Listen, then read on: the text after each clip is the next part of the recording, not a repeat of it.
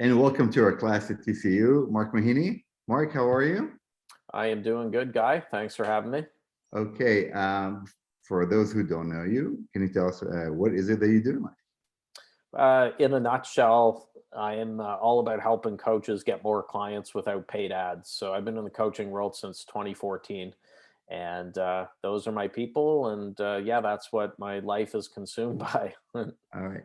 And you really are mastering social media in so many ways. You build a tribe, and today I want to talk about this.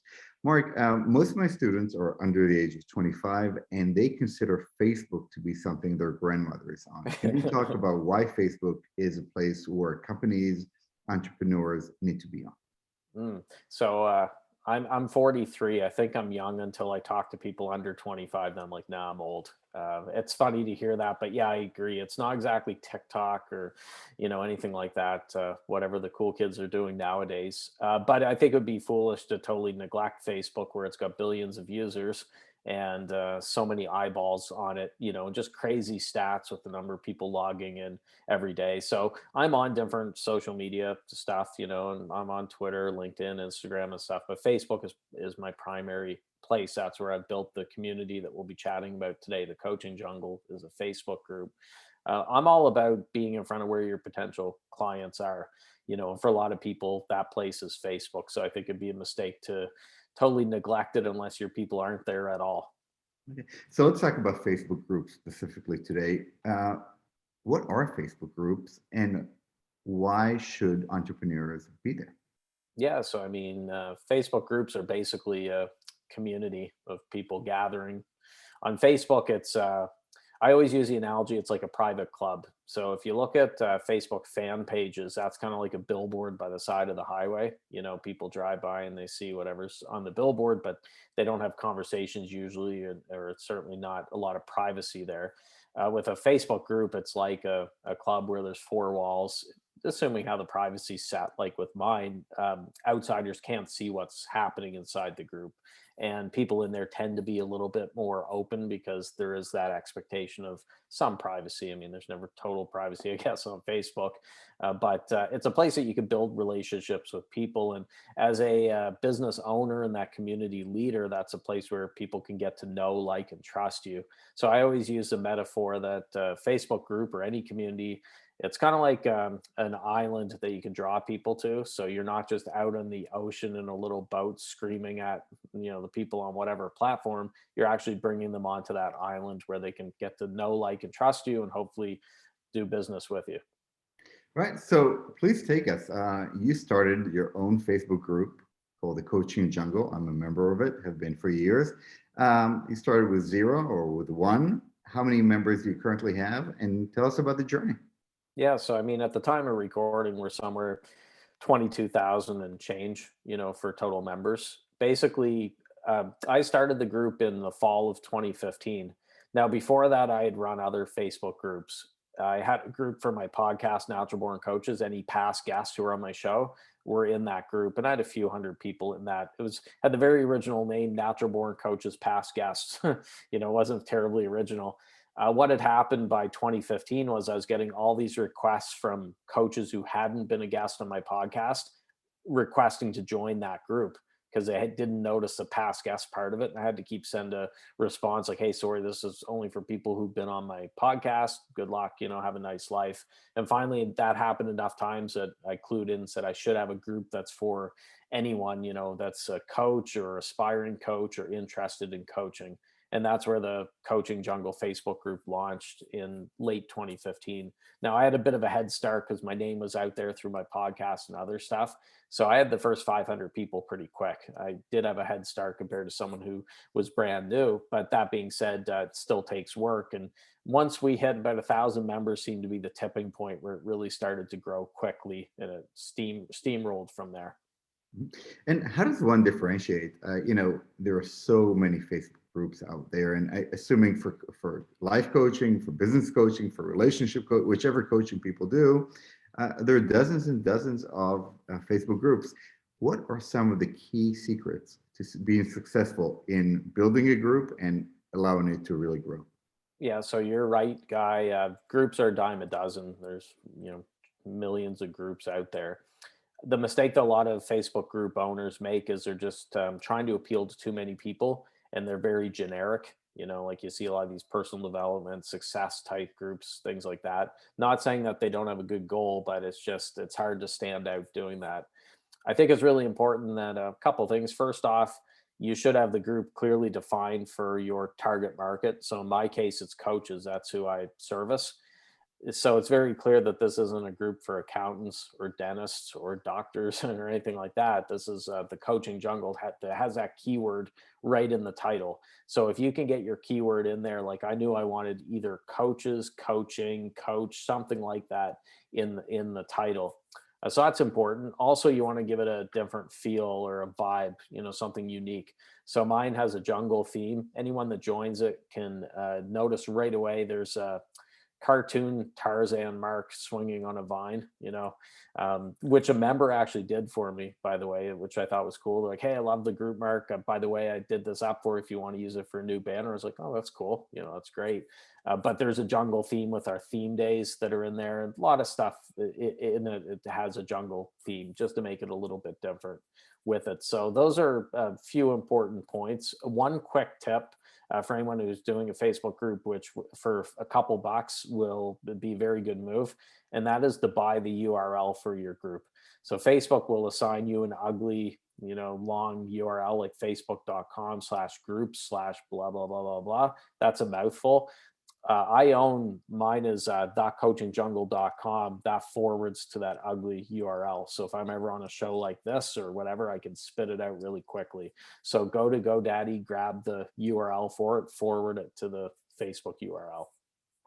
Now, Mark, you as the owner need to have a content strategy, but really successful Facebook groups empower their members to create their own content on a regular basis, right? Can you talk about the balance between those two? Yeah, so there definitely is a balance. You want to make sure that it's open enough that people are comfortable sharing, they're engaging, and so on. What you also don't want it to have too much spam, for example, and people just like it becomes a home shopping network. I've seen good groups ruin that way when they don't moderate it, and then people are just spamming the wall. So we have rules in my group, and it's nothing too onerous or crazy, but it's very clear, like you're not to promote on the wall, no harassing and bullying, obviously, no sharing of this, that, and so on. And then we rule with an iron fist in that regard, because if you don't do that, you start letting stuff slide, then the wall becomes just a mess, and people can't really find things, and it's really hard to follow. So I think that that's important. But I encourage people to. I don't look at it as, oh, this is my group. It's got to be just Mark talking in there, because that's pretty boring, right? If it's just a group owner, I'll actually make efforts to pull people into the conversation. So if somebody was asking a question and I knew that you, Guy, were a perfect person to answer, I would tag you into it. Hey, what do you think, at Guy? And so on. I know people who are experts at writing books. They're webinar experts. They're experts at presenting or whatever. And when questions and discussions pop up in that group wall that I know someone for it, I'll tag them to bring them into the conversation. Perfect. So, in other words, people join a group to get value, right? They want to get relevant information for them. So, you, as the owner, or anybody who wants to build a successful Facebook group, how do you keep your finger on the pulse of what your audience, what your group members really care about, what their pain points are, what is relevant to them? Well, I mean, part of it's being active in the group. Sounds like common sense, but there's so many people who start a Facebook group and then they just don't show up, or they're not doing it regularly. I'm in there. I post usually a couple times a day in there, and that has been ever since it opened up back in 2015. I haven't missed a day. Rain or shine, I'm in there, and I'm also scrolling down the wall. I'm answering questions and I'm chatting with people. And I mean, it's nothing, it's not rocket science, but if I'm not active in the group, then why should someone else be active in it? The other thing I do, which is important, you want to keep bringing fresh blood in. So I talk about the group in other places. I'll talk about it on other social media platforms. I'll talk about it other places on Facebook to pull people in. So, for example, if I was interviewing you in the group, Guy, I might post on my personal Facebook, later that day, hey, I just had a great conversation with Guy about X. in my Facebook group, why don't you pop in and check it out, or join to check it out. So you want to make sure that you're not just saying, hey, I have a Facebook group, join it, I want you to join it. You're giving them reasons to come in there and they're getting benefit from being a member. Absolutely. And Mark, which Facebook groups beyond the coaching jungle are you a big fan of? And you recommend people check out to understand the potential of Facebook groups? None. They're all horrible. My There you group's the go. only good one in all the Facebook groups. That's a good question. I used to be more active in other groups, and now all my time is spent inside my group, which sounds egotistical, but it's just because there's only so many hours a day. The other thing that's happened, and there's some big groups I used to be active in that have actually shut down their groups. Now, I know that goes against what we're talking about today. We're like, yeah, you need a Facebook group. What those group owners decided to do was their business went in different directions, or there's some bad advice going around a few years ago. And there was this trend where big like influencers were killing off their Facebook groups. And I was like, gee, I don't really get that. You spend the time building up, in some cases, 50,000 members, then you just shut it down. But they got a little bit frustrated with the amount of work that was needed with it or whatever. So yeah, to answer your question, there's no other group that I'm actually active in. This is going to sound funny. You're on my Facebook, guy, so you notice once a day I'll usually post a funny meme on my personal Facebook. It's usually I like puns, I like dad jokes, lame humor. The groups that I'm in are often groups with that type of humor with memes. And same thing with Reddit. That's what I get from Reddit. People are, gee, where did you get those memes or whatever? So I mix up things on my Facebook, so it's not just all business in there. I like to have some fun with it as well. So the Facebook groups that I'm in aren't a lot of business ones that I'm active in other than my own. It's actually stuff for other interests, believe it or not. So Now, Mark, in your podcast, you spoke about something that's a little controversial and I think is very interesting. You often argue that it's important to really bring your own personality to the Facebook group and to not try to appease everyone. So, even taking controversial political stands, for example. Can you speak about that? Why is this a oh good boys, why is this a I, good idea? I don't want you to get canceled. Go on. I've heard that colleges and universities can be a little bit touchy at times. So no, I'm just kidding. Yeah, I mean, it's your social media and people want to see your personality. I find that too many people that are doing business think that they're so afraid of offending one person, they could lose a Facebook group member, email subscriber, whatever, that they're afraid to put out their actual opinions. And then they end up just being bland and everyone's the same. I'm not going out there just trolling people to try to get a rise out of people, just, which some people do. If I put an opinion out there, I probably believe that opinion. And I have changed my mind at times too. So I've put controversial guests. I just had a guest on my podcast last week who got canceled, wiped out of everywhere online, Google, social media, and everything else because of his opinions around COVID. Now, I don't agree with everything that he had said, but the reason he was on my show was he was able to pick himself back up, and his business continued, actually it grew in other ways after he was canceled. And I thought that was an interesting conversation. I even said to people listening to the show, hey, you may not agree with everything that the guest is saying about this, but you should pay attention to how he protected his business to make sure it wouldn't stop, and it just, if something happens where bang, it's over and that's it, wiped off the face of the earth with it. So I don't know, life's short. I think it would be boring if everybody was just not putting opinions out there and agreed with each other all the time. I think there needs to be some back and forth and some good debate, not insulting each other and throwing cheap shots out there, but debating ideas and discussing things. And this provide your members with value as business owners to hear this guy's story. Uh, Mark, beyond getting clients, right, which is one of the primary purposes for your Facebook group, can you talk about other outputs for your business that you got out of it, such as being invited to earn media and so on?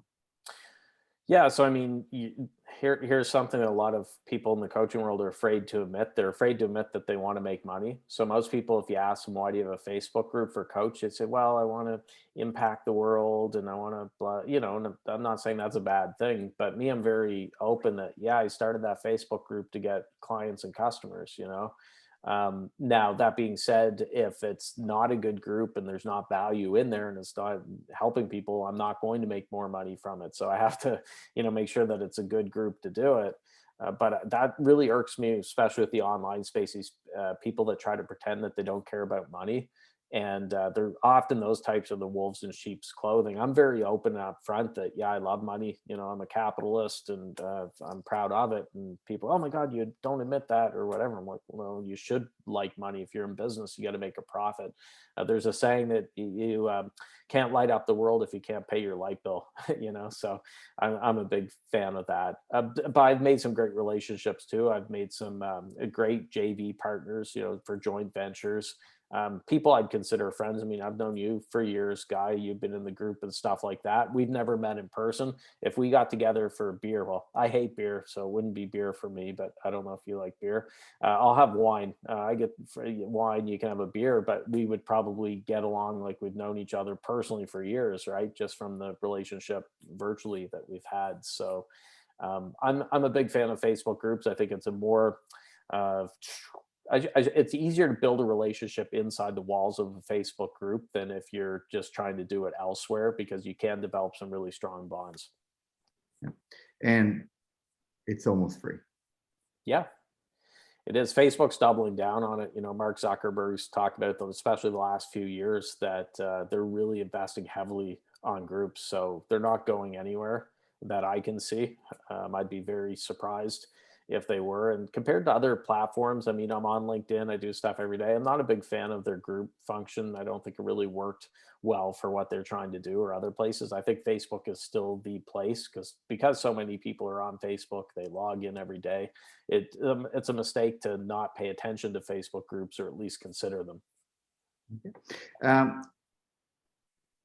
Final thoughts for everybody out there who is about to graduate college and are looking to build their brand, right? And really build a brand voice online. Do you have final tips for that? The most underrated superpower for that is consistency. So I could tell you, like I mentioned before, I've shown up every day since I got started online. And I've had some days, if I'm under the weather or something's going on, I'm still at least making an appearance. But nowadays, people, consistency is not a really sexy, superpower, is it?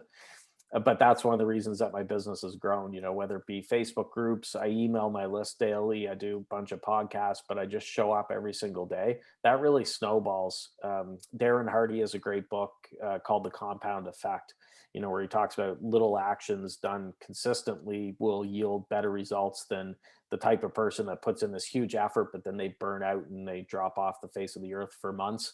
You're better off to show up every day and to do those. So if you're looking to build your brand online, it's not going to happen overnight. There's a lot of get rich quick snake oil salesmen and saleswomen trying to sell you stuff saying you can make $1 million in a month. Probably not going to happen, but just get started, show up every single day, do a good job, deliver value, and you're going to start to notice good things happen. Mark Mahaney, thank you so much as always for your wonderful advice. And everybody who wants to follow Mark, I will share his social media handles with you as soon as possible. Yeah, Thanks so much, for Mark. having me. Have a great day.